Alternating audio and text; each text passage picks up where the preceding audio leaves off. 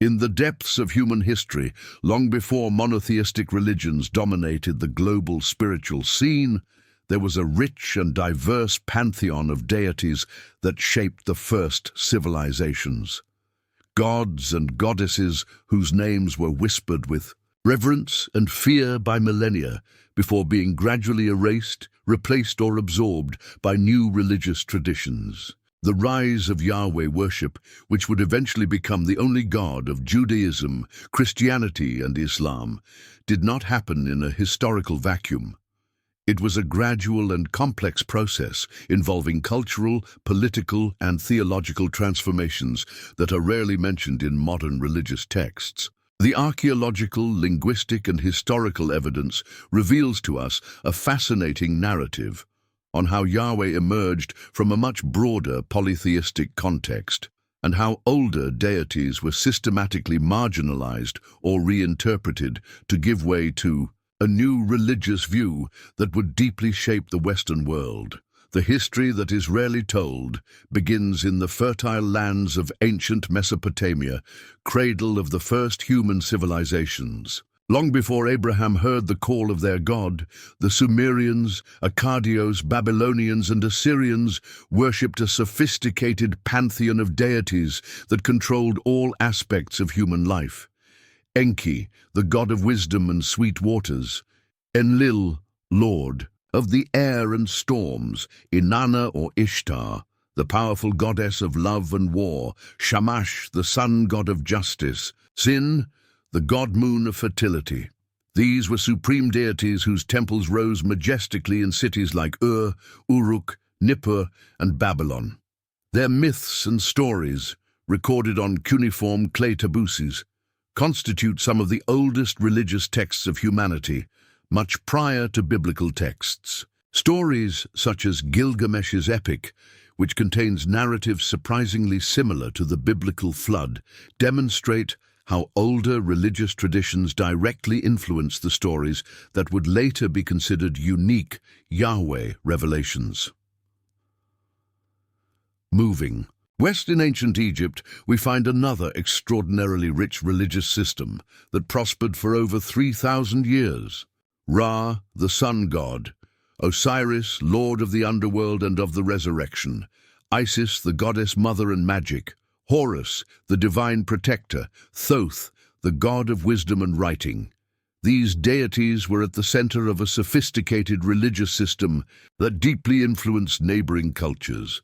It is interesting to note how many elements of Osiris worship, with their theme of death and resurrection, found later parallels in other religious traditions.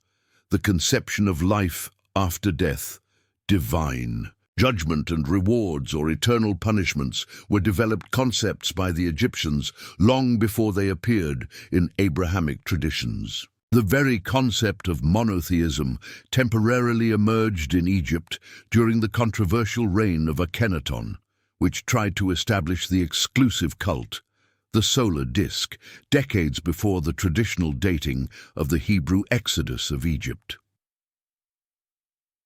In the lands of Canaan, where the first Israelites would eventually set themselves, a rich local religious tradition with gods such as Baal, the lord of storms and fertility; Asherah, the mother goddess often represented as the consort of El; Mot, the god of death and the underworld; Yam, the god of the chaotic sea; and perhaps the most significant for our history, El, the father of the supreme gods and creator.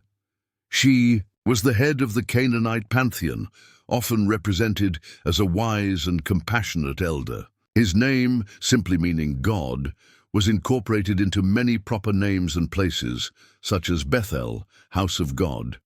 Archaeological and linguistic evidence strongly suggests that Yahweh did not abruptly replace these deities, but was gradually syncretized with El, adopting many of their attributes and functions. Ugaritic texts discovered in Ras Shamra, present-day Syria, in the 20th century, revealed surprising parallels between Canaanite religious literature and older biblical texts, including poetic language similarities, divine images, and even occult structures. A particularly fascinating and rarely discussed aspect is the role of Asherah, the goddess mother Canaanite.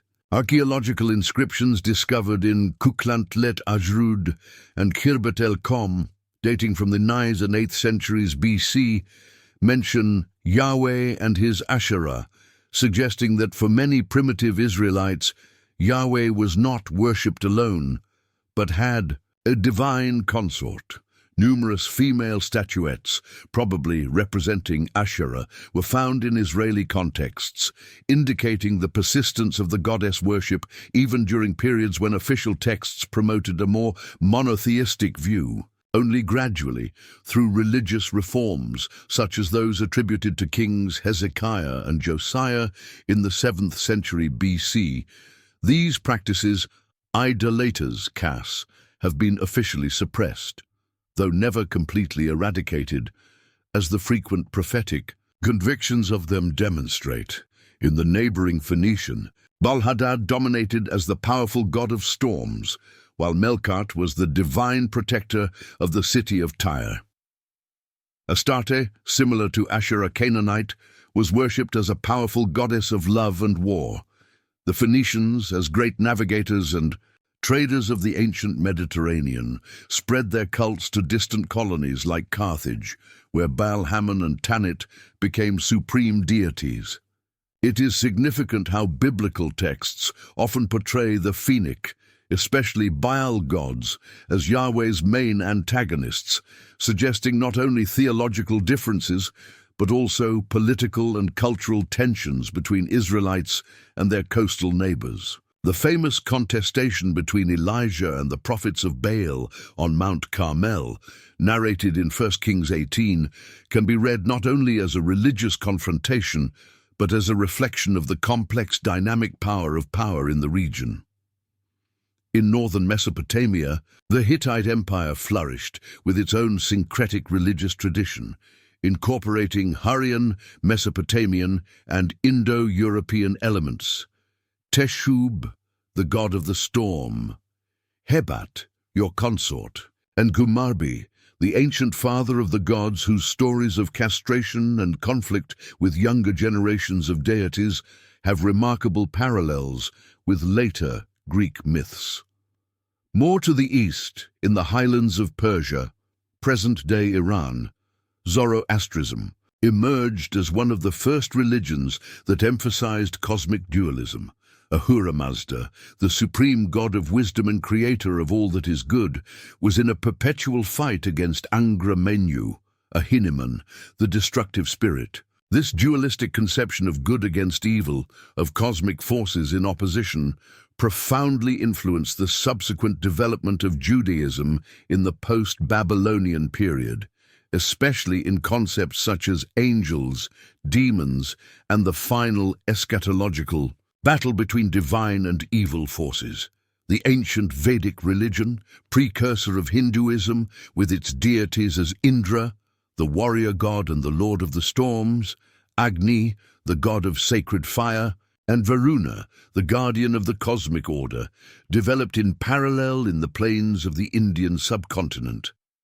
Although geographically distant from the uprising, the amazing similarities between some Vedic hymns and biblical passages, especially in Psalms, raise intriguing questions about possible Indo-European roots or cultural contacts through old commercial routes. The Greek gods, Zeus, Poseidon, Hades, Athena, Apollo, Aphrodite, and many others, constituted one of the most elaborate and humanized pantheons in the ancient world.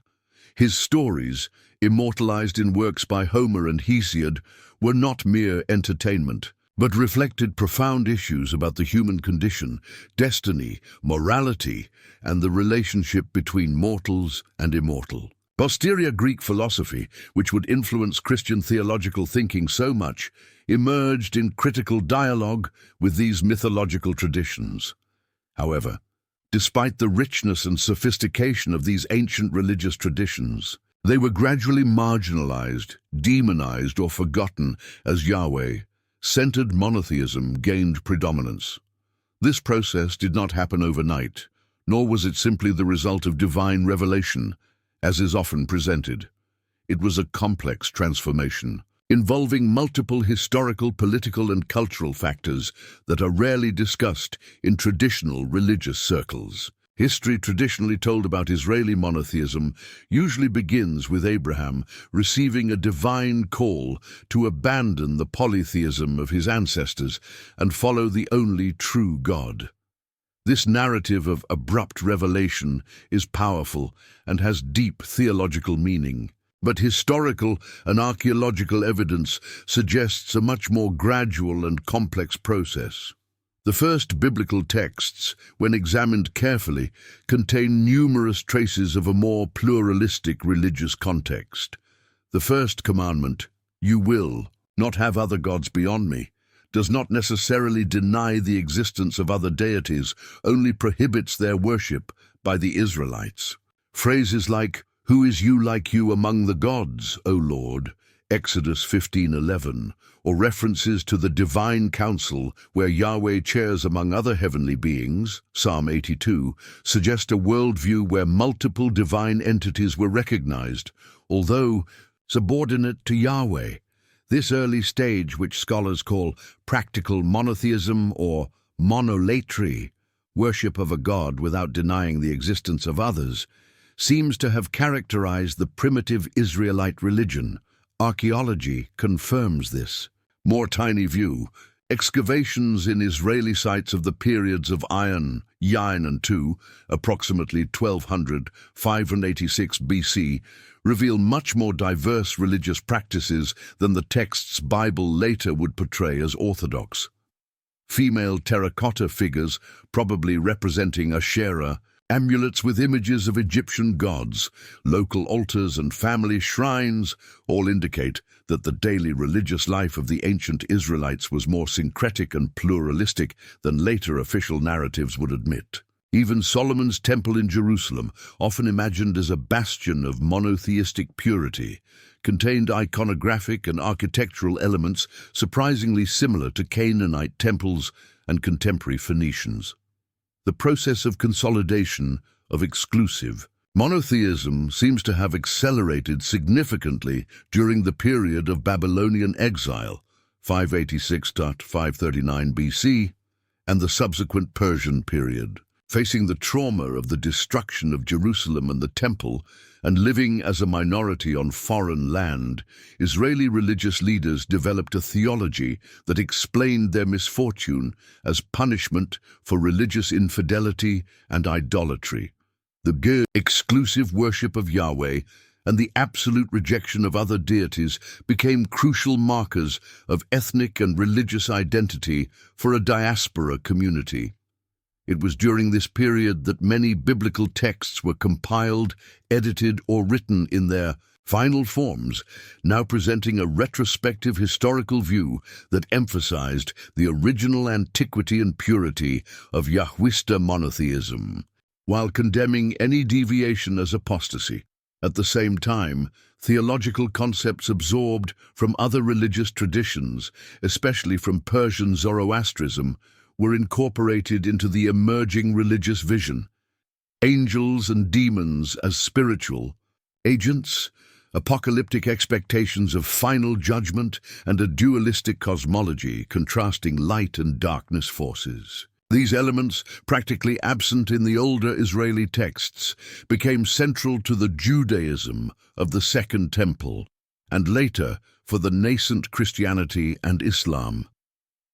In a fascinating process of theological syncretism, aspects of older deities were often absorbed or transferred to Yahweh, enriching and complexing their characterization. Attributes of El, such as paternal wisdom and compassion, Baal, powers about storms and fertility, aspects of Shamash as divine judge and guarantee of justice, all found their way to the biblical portrait of Yahweh. A similar process occurred with angelic and demonic figures, which often appear to be relegations of ancient independent deities. Resheph, ancient Canaanite god of the plague and war, appears in later biblical texts as an angel of destruction. Lilith, originally a Mesopotamian goddess associated with night winds and storms, was transformed into a feminine demon. Even Satan, who would eventually become God's archi-enemigo in Christian theology, appears in the older biblical texts not as an independent principle of evil, but as an adversary or accuser functioning within the heavenly court of Yahweh, a role not very different than some smaller deities played in older panthers. The transition from polytheism to exclusive monotheism was not, therefore, a simple replacement of error for truth, as it is often presented, but a complex historical process involving theological innovation, cultural adaptation, and creative reinterpretation of older traditions. This more nuanced story is rarely told in traditional religious contexts, where the predominant narrative emphasizes direct divine revelation and doctrinal purity from the beginning. However, recognizing this complexity does not necessarily decrease the spiritual meaning or theological depth of monotheistic traditions.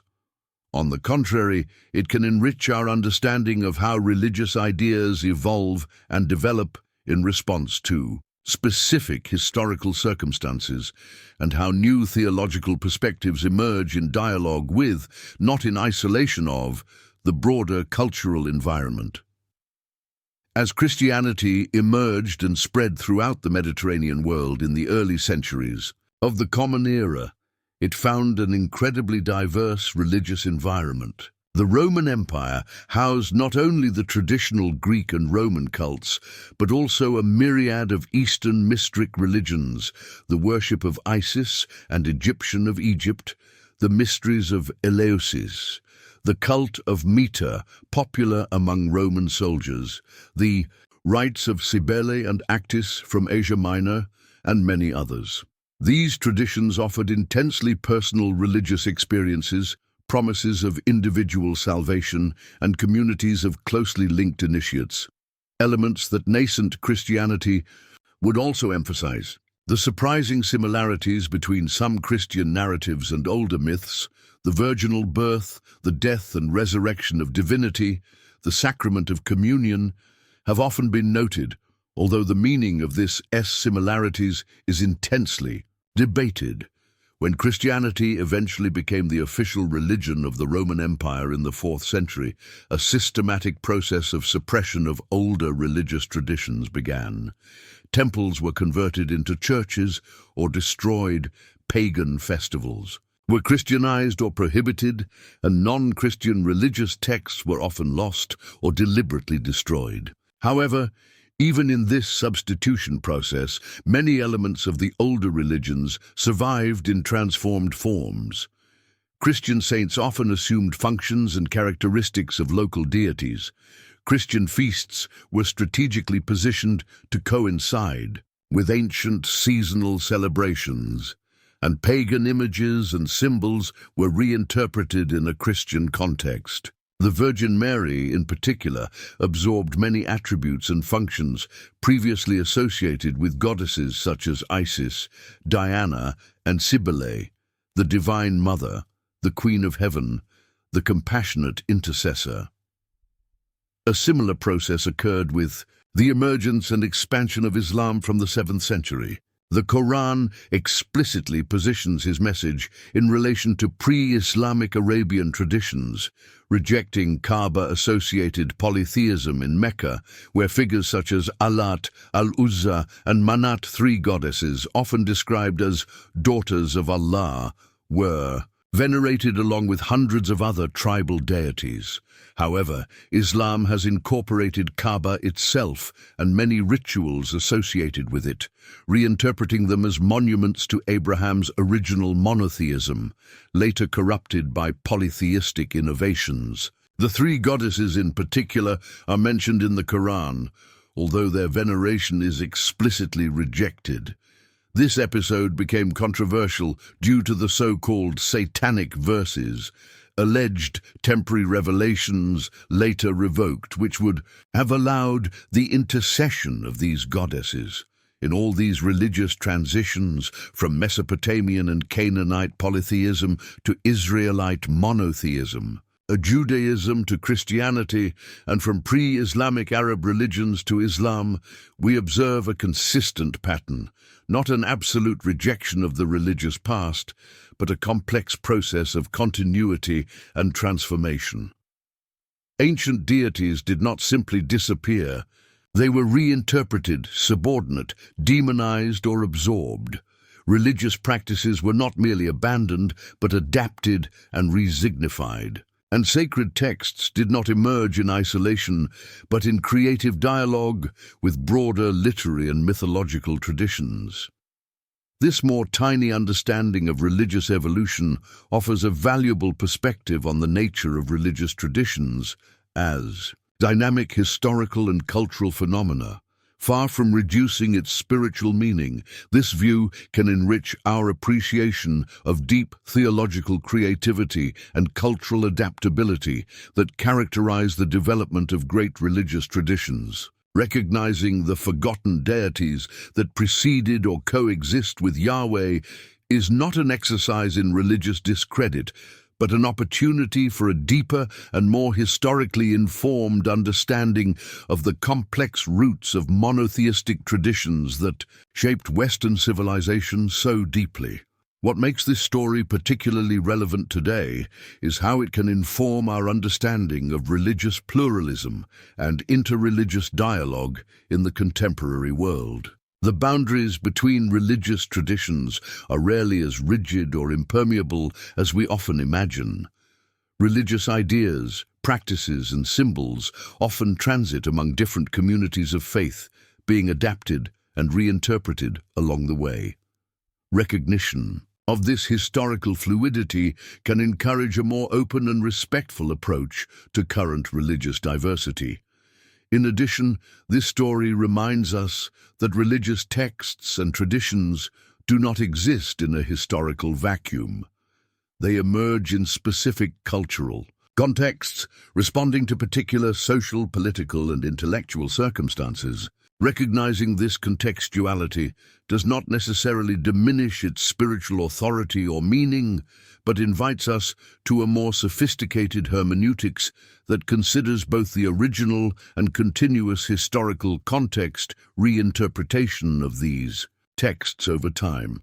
Finally, the story of forgotten or erased deities reminds us of the power of dominant narratives to shape our understanding of the past. Victorious religious traditions often rewrite history to emphasize their own antiquity, originality, and purity, marginalizing or demonizing alternatives.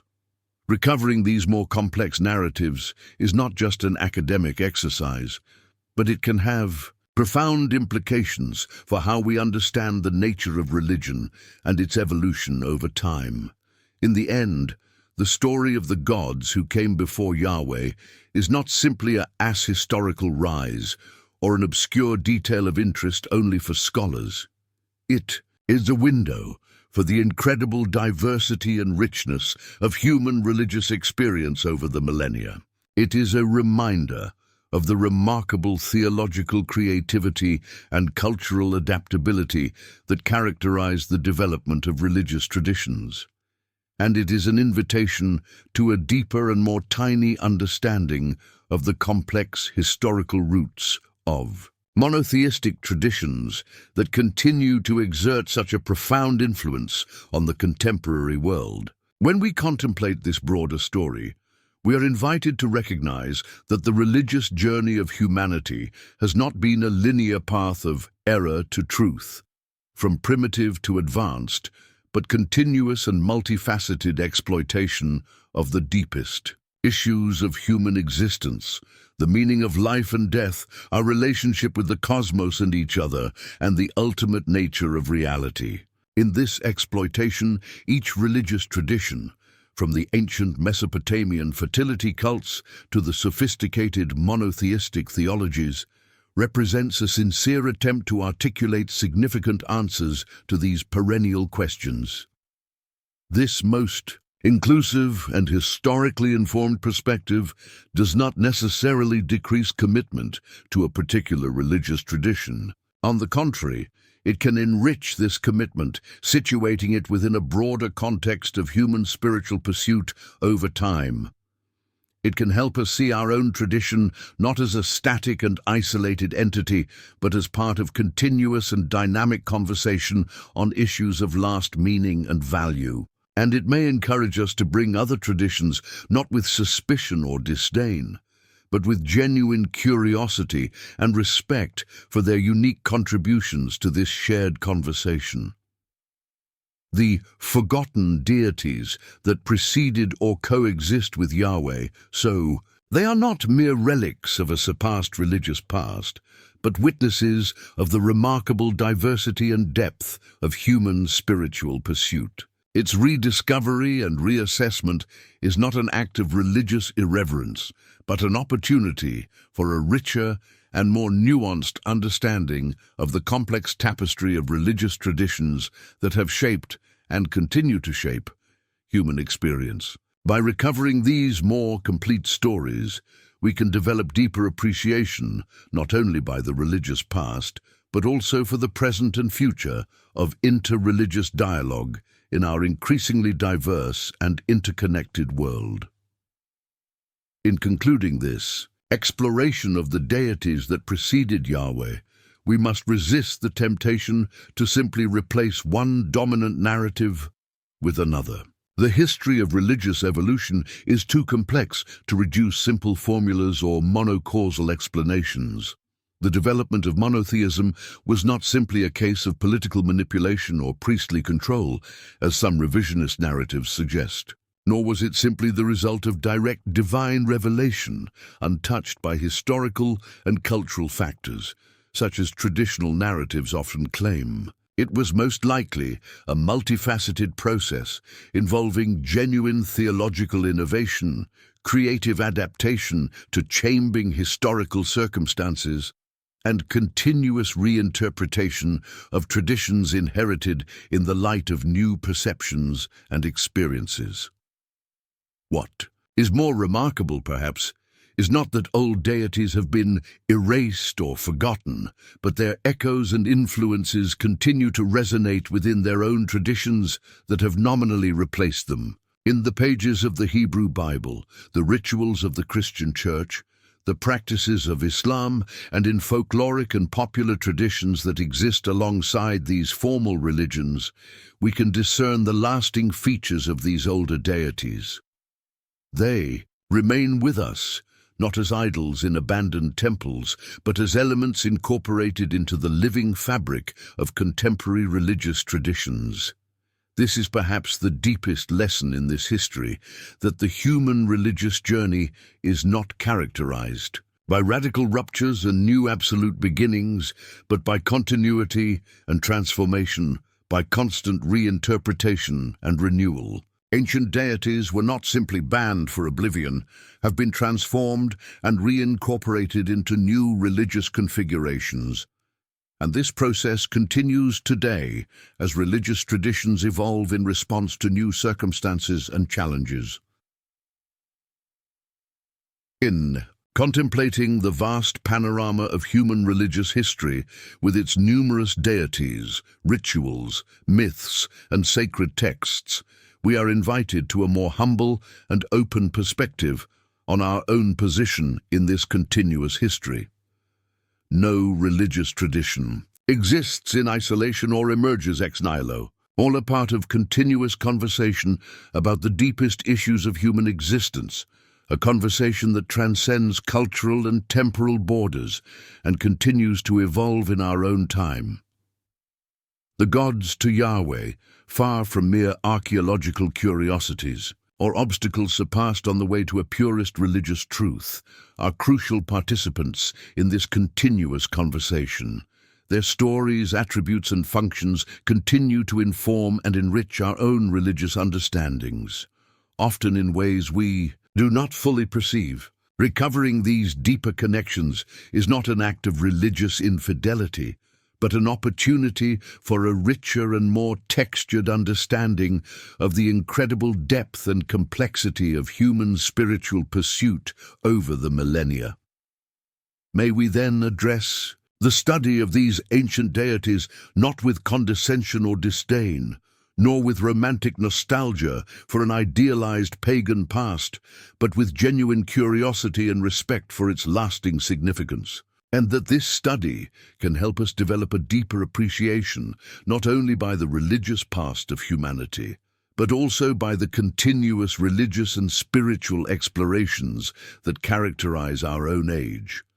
For, in the end, the questions that motivated the worshippers of Enki and Inanna, Ra and Osiris, Baal and Asherah, are not so different from those that continue to motivate contemporary faithful. Questions about meaning and purpose, about our relationship with the cosmos and each other, and the ultimate nature of divine reality that we intuit beyond the limits of our human understanding.